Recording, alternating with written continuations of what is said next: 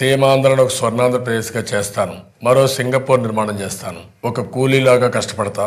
ఇది నా హామీ. రైతు భాగ్యమే రాష్ట్ర సౌభాగ్యం.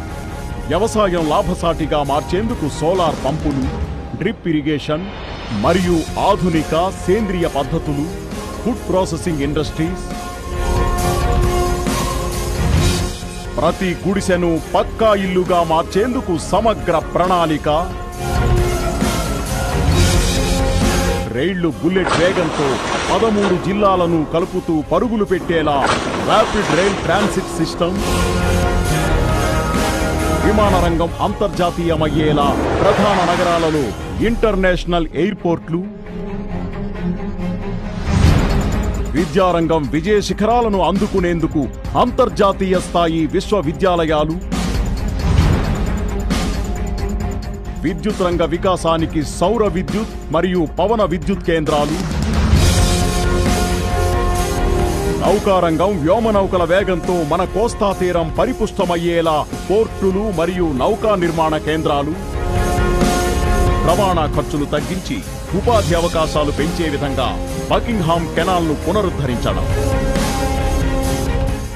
అంతర్జాతీయ నగరాలను తలదన్నే రీతిలో రాజధాని నిర్మాణం, యువతరం గర్వంగా తలెత్తుకునేలా ఉద్యోగ ఉపాధి కల్పన, సాఫ్ట్వేర్ హార్డ్వేర్ పార్కులు, మ్యానుఫ్యాక్చరింగ్ జోన్లు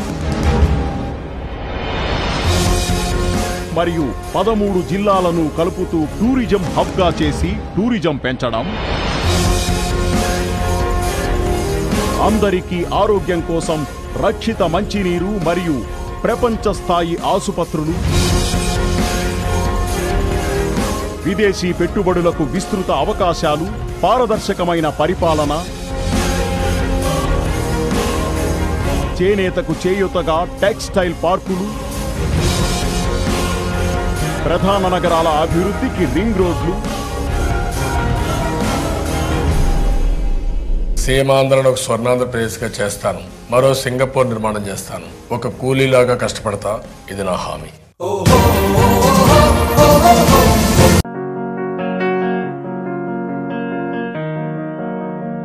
ఈ రాజధాని చంద్రబాబు నాయుడు గారి ఈ తుళ్ళూరు ప్రాంతంలో అమరావతి కూడా తిరుపతిలాగా వెలిగిపోతుంది కనుక, ఇది మహాక్షేత్రంగా ఆవిర్భవిస్తుంది కనుక వారికి ఉదయపూర్వకంగా